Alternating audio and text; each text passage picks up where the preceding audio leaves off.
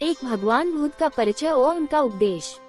इनका जन्म लुम्बिनी में 563 BC इक्ष्वाकु वंशीय क्षत्रिय शाक्य कुल के राजा शुद्धोधन के घर में हुआ था। उनकी मां का नाम महामाया था जो कुलीय वंश से थी, जिनका इनके जन्म के 7 दिन बाद निधन हुआ। उनका पालन महारानी की छोटी सगी बहन महाप्रजापति गौतमी ने किया। 29 वर्ष की आयु में सिद्धार्थ विवाहोपरांत एकमात्र प्रथम नवजात शिशु राहुल और धर्मपत्नी यशोधरा को त्याग कर संसार को जरा मरण दुखों से मुक्ति दिलाने के मार्ग एवं सत्य दिव्य ज्ञान की खोज में रात्रि में राजपाट का मोह त्याग कर वन की ओर चले गए। वर्षों की कठोर साधना के पश्चात बोध गया बिहार में बोधि वृक्ष के नीचे उन्हें ज्ञान की प्राप्ति हुई और वे सिद्धार्थ गौतम से भगवान बुद्ध बन गए। आइए जानते हैं गौतम बुद्ध की प्रेरक कहानियाँ और सीख 2। महात्मा बुद्ध की सीख।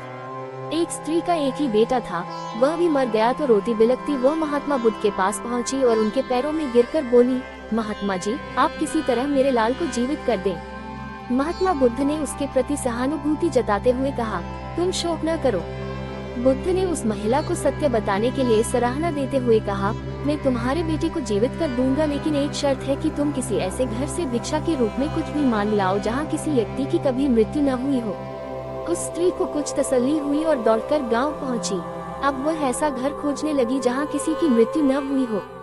बहुत ढूंढा लेकिन ऐसा कोई घर उसे नहीं मिला। वह निराश होकर महात्मा बुद्ध के पास आई और वस्तुस्थिति से अवगत कराया। तब बुद्ध बोले, ये संसार चक्र है, यहाँ जो आता है उसे एक दिन अवश्य ही जाना पड़ता है। तुम्हें इस दैक को धैर्यता से सहन करना चाहिए। तब महिला को बुद्ध के वचन समझ आए और उस महिला ने फिर बुद्ध से संन्यास लिया और मोक्ष की राह पर चलने लगी। 3 ऐसा सभी के साथ होता है, उंगली से दाहिनी ओर इशारा। एक दिन सिद्धार्थ ने अपने सारथी छंदक को नगर भ्रमण के लिए चलने को कहा। छंदक ने तुरंत राजकुमार के प्रिय घोड़े कंथक को तैयार किया। उस पर राजकुमार को सवार कराकर वह नगर भ्रमण के लिए चल पड़ा। राजा शुद्धोधन ने ऐसा प्रबंध कराया था कि राजकुमार को मार्ग में कोई करुणाजनक दृश्य दिखाई न दे, ताकि उसके मन में विरक्ति की भावना उत्पन्न न हो। जिस मार्ग से उन्हें जाना था उसे स्वच्छ करके सजाया गया था। उस मार्ग पर दोनों ओर सुंदर सुंदर लिपकियां खड़े थे। जब सिद्धार्थ उनके पास से गुजरते तो वे उन पर फूल बरसाते। कहीं दुख या कष्ट का नाम भी दिखाई नहीं दे रहा था। राजकुमार सिद्धार्थ भी उस समय प्रसन्न दिखाई दे रहे थे। एकाएक उनकी दृष्टि कहीं दूर उठ गई। एक झुकी हुई कमर वाला वृद्ध व्यक्ति उन्हीं की ओर चला आ रहा था। उसका मुंह झुर्रियों से भरा हुआ था, आंखें अंदर को धंसी हुई थी, हाथ पैर कांप रहे थे। वह लाठी का सहारा लेकर बड़ी मुश्किल से चल पा रहा था। जरा उधर देखो, छंदक सिद्धार्थ ने उस वृद्ध की ओर संकेत करते हुए कहा, उस आदमी की ओर जिसकी कमर झुकी हुई है। मुझे बताओ कि उसे क्या हो गया है, वह इतना असुंदर क्यों है, वह ठीक से चल क्यों नहीं पा रहा। राजकुमार, छंदक ने उत्तर दिया, वह व्यक्ति बूढ़ा हो गया है, उसकी आयु अधिक हो गई है।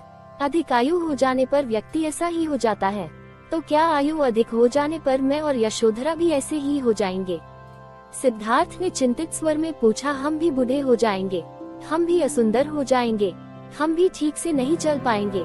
सच यही है राजकुमार, छंदक ने उत्तर दिया, ऐसा सभी के साथ होता है। बूढ़ा हो जाने पर मनुष्य की यही दशा होती है, शरीर इसी प्रकार कमजोर और असुंदर हो जाता है। सिद्धार्थ की सारी प्रसन्नता छूमंतर हो गई। उन्होंने छंदक को महल लौट चलने की आज्ञा दी। जब सिद्धार्थ अपने महल पहुँचे तो उन्होंने यशोधरा को अपनी प्रतीक्षा करते हुए पाया। उन्हें उदास देखकर यशोधरा ने पूछा, क्या बात है स्वामी, क्या आप थक गए हैं?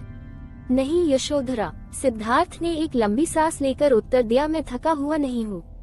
बात यह है कि आज मैंने एक ऐसे व्यक्ति को देखा जो बहुत कमजोर था। उसका पूरा शरीर कांप रहा था, उसकी आंखें झुकी हुई थी और वह सुंदर हो गया था।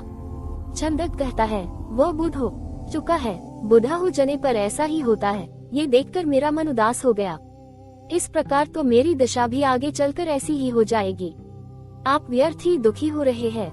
यशोधरा ने कहा, छोड़िए इस बात को, आप अपने मनोरंजन कक्ष में जाइए, पिताजी ने आपके मनोरंजन के लिए खास नर्तकी और गायिका को बुलाया है। आप वहां जाकर मनोरंजन कीजिए, आपकी सारी उदासी दूर हो जाएगी। यशोधरा की बात मानकर सिद्धार्थ मनोरंजन कक्ष में चले गए। वहां नर्तकी और गायिका ने अपनी कला का भरपूर प्रदर्शन किया। उन्होंने सिद्धार्थ की उदासी को दूर करने का पूरा प्रयास किया, लेकिन सिद्धार्थ की उदासी दूर न हुई। उनकी आंखों के सामने रह रहकर वही वृद्ध व्यक्ति घूम रहा था जिसे उसने मार्ग में देखा था। वह बार बार यह सोच रहा था कि क्या बूढ़ा होने से बचने का कोई उपाय नहीं है। कुछ दिनों बाद अचानक सिद्धार्थ ने पुनः भ्रमण की इच्छा व्यक्त की। इस बार छंदक एक रथ सजाकर ले आया। रथ पर सवार होकर सिद्धार्थ पुनः नगर की ओर भ्रमण की ओर चल पड़े। इस बार छंदक पूरा प्रयास कर रहा था कि राजकुमार को कोई करुणाजनक दृश्य दिखाई न दे, लेकिन जो होना होता है वह होकर ही रहता है। मार्ग में सिद्धार्थ को एक रोगी व्यक्ति दिखाई दिया। वह रोग के कारण कराह रहा था। सिद्धार्थ ने तत्काल रथ रुकवाया और छंदक से पूछा, इसे क्या हो गया है? यह इस प्रकार कराह क्यों रहा है? राजकुमार, छंदक ने उत्तर दिया, इसे रोग ने घेर रखा है। ये रोग के कष्ट को सहन नहीं कर पा रहा, इसी कारण कराह रहा है। परंतु इसे रोग ने क्यों घेर लिया? सिद्धार्थ ने आश्चर्य से पूछा। छंदक ने उत्तर दिया, रोग तो बड़े बड़े स्वस्थ व्यक्तियों को भी घेर लेता है, उन्हें भी रुला देता है। इसमें आश्चर्य की कोई बात नहीं है। अपने जीवन काल में कोई न कोई रोग लगभग प्रत्येक व्यक्ति को हो जाता है। ओह, सिद्धार्थ बदबदाए, तो रोग भी मनुष्य को कष्ट पहुंचाते हैं। इनसे भी मनुष्य नहीं बच सकता, मैं भी नहीं बच सकूंगा। जब मुझे भी कोई रोग हो जाएगा तो मैं इसी तरह दर्द से कराहूंगा। छंदक ने रथ को आगे बढ़ाया। थोड़ा आगे चलने पर सिद्धार्थ को एक शव यात्रा जाती हुई दिखाई दी। उन्होंने पुनः छंदक से प्रश्न किया, ये कैसा दृश्य है? 4 व्यक्ति अपने कंधों पर किसे लेकर जा रहे हैं? इनके पीछे कुछ लोग रोते हुए क्यों जा रहे हैं? राजकुमार, छंदक ने उत्तर दिया, ये व्यक्ति मर गया है। ये चारों इसके संबंधी है। ये इसके शव को उठाकर शमशान में ले जा रहे हैं। जो पीछे पीछे रोते हुए जा रहे हैं वे इसके कुटुंब के लोग हैं। शमशान में इस मृतक शरीर को जला दिया जाएगा। ये व्यक्ति मर क्यों गया? सिद्धार्थ ने अगला प्रश्न किया। छंदक ने कहा, मृत्यु इस संसार का एक अटल सत्य है। मृत्यु ने आज तक किसी को नहीं छोड़ा। कोई भी व्यक्ति किसी भी समय मर सकता है। ये सुनकर सिद्धार्थ का दिमाग घूम गया। वो ठंडी सांस लेकर सोचने लगे, क्या इसी को जीवन कहते हैं, जिसमें मनुष्य को तरह तरह के रोग घेर लेते हैं, जिसमें कभी भी मृत्यु का आगमन हो सकता है। मनुष्य जब बूढ़ा हो जाता है तो वह दुर्बल और असहाय हो जाता है। उसके शरीर को जलाकर भस्म कर दिया जाता है। क्या जीवन के इन भयानक दुखों से छुटकारा नहीं मिल सकता? इसका कोई तो उपाय होगा। सिद्धार्थ मन ही मन ऐसा सोच रहे थे कि तभी उन्हें एक सन्यासी दिखाई दिया। उसने भगवा वेश धारण कर रखा था। साधना और तपस्या के कारण उसका मुखमंडल चमक रहा था। उसके होंठ मुस्कुरा रहे थे। सिद्धार्थ को वह संसार का सबसे प्रसन्न व्यक्ति दिखाई दिया। उन्होंने पूछा, छंदक, ये स्वस्थ और तेजस्वी व्यक्ति कौन है? छंदक ने उत्तर दिया, यह एक सन्यासी है। इसने संसार के सभी सुख त्याग रखे हैं। इसने संयम द्वारा अपनी इंद्रियों को वश में कर रखा है। यह अपने ईश्वर की तपस्या साधना करता है, इसलिए ये स्वस्थ, निरोग व सुंदर है। तपस्या के कारण ही इसका मुखमंडल चमक रहा है। सिद्धार्थ को जैसे अपने सभी प्रश्नों के उत्तर मिल गए। वो एकदम शांत हो गए। उस सन्यासी के दर्शन मात्र से ही उसके मन का सारा क्लेश दूर हो गया। उसने मन ही मन सोचा, बुढ़ापा तथा जन्म मरण के कष्ट से छुटकारा पाने का उपाय संयम, त्याग तथा तपस्या है। जीवन का सार सत्य की खोज करना है। संसार के सभी सुख नकली है। मैं अब इन झूठे सुखों में नहीं फंसूंगा। मैं उस तेजस्वी सन्यासी की तरह बनूंगा। रथ अपने पूरे वेग से दौड़ता रहा और उससे भी अधिक वेग से दौड़ता रहा। सिद्धार्थ का मन, उसे बार बार उस सन्यासी का ध्यान आता था। उनके मन में विरक्ति की भावना बती ही जा रही थी। जब सिद्धार्थ राजमहल में लौटे तो उन्हें एक शुभ समाचार मिला। यशोधरा ने स्वस्थ व सुंदर पुत्र को जन्म दिया था। दास दासियों ने सिद्धार्थ को घेर लिया और उन्हें बधाइयां देने लगी। उन्हें यह आशा थी कि सिद्धार्थ से उन्हें पुरस्कार मिलेगा, लेकिन सिद्धार्थ पर इस शुभ सूचना का कोई प्रभाव दिखाई न दिया।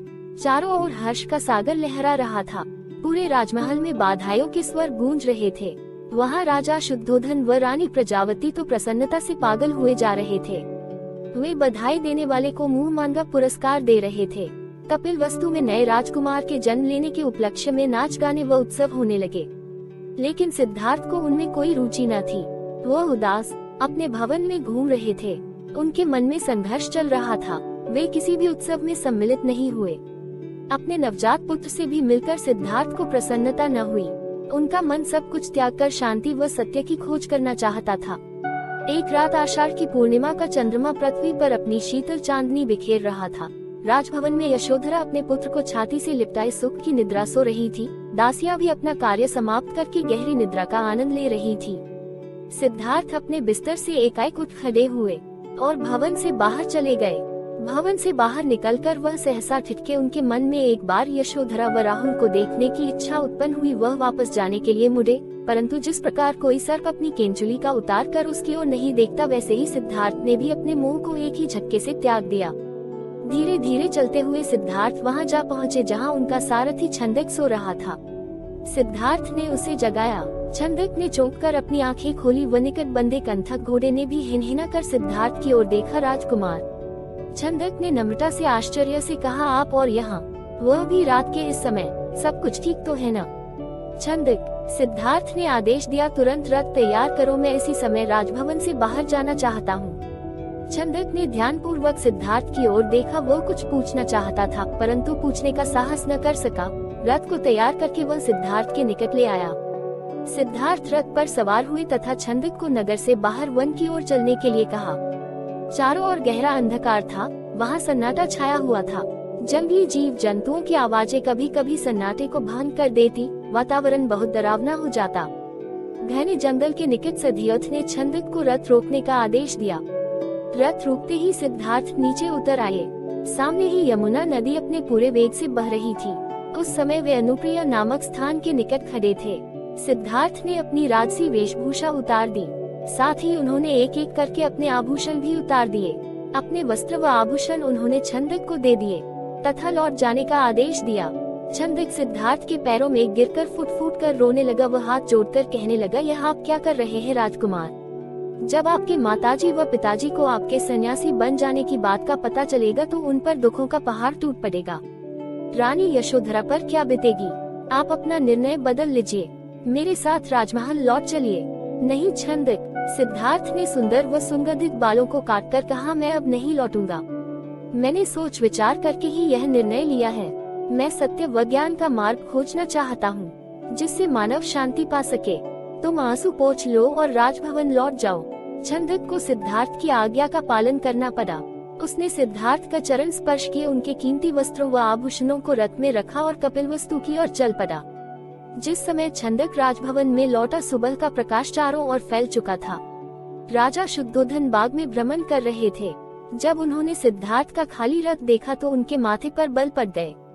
उन्होंने क्रोध से छंद की ओर देखा और पूछा, तुम बिना बताए सिद्धार्थ का कहाँ ले गए थे? वह इस समय कहाँ है? छंदक ने रोते हुए वह पूरी बात बता दी। फिर रथ से सिद्धार्थ के कीमती वस्त्र व आभूषण लाकर उन्हें सौंप दिए।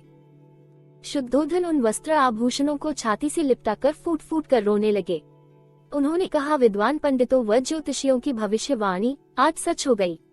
मेरा बेटा संसार के सभी सुखों को ठुकरा कर सन्यासी बनने चला गया। रानी प्रजावती को जब इस बात की सूचना मिली तो वह पछाड़ खाकर गिर पड़ी। जब यशोधरा तो पता चला तो वह भी इस बात को सहन न कर सकी। वह विलाप करने लगी, हे स्वामी, तुम बिना कहे ही घर छोड़कर चले गए। मुझसे कम से कम एक बार मिल तो लेते। क्या मैं इस योग्य भी गए? मुझसे कम से कम एक बार मिल तो लेते।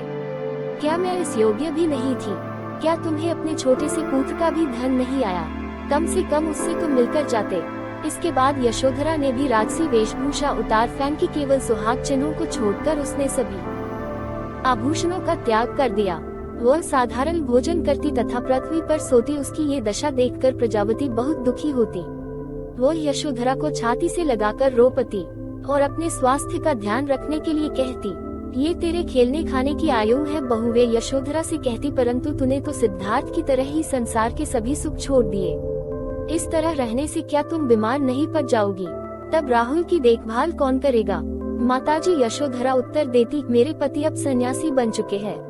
वे पृथ्वी पर शयन करेंगे तथा जंगली फूल फलों का भोजन करेंगे। ऐसे मैं भला राजभवन में सुख के साथ कैसे रह सकती हूँ? आप कृपया दुखी न हो। राहुल में ही इसके पिताजी की छवि को देखें, इससे आपको शांति मिलेगी।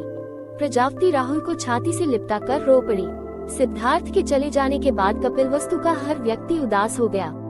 राजमहल में तो दुख का साम्राज्य ही स्थापित हो गया। ऐसे में केवल नन्हे राहुल की लिकारियां ही राजमहल में गूंजती तथा सबका मन बहलाती।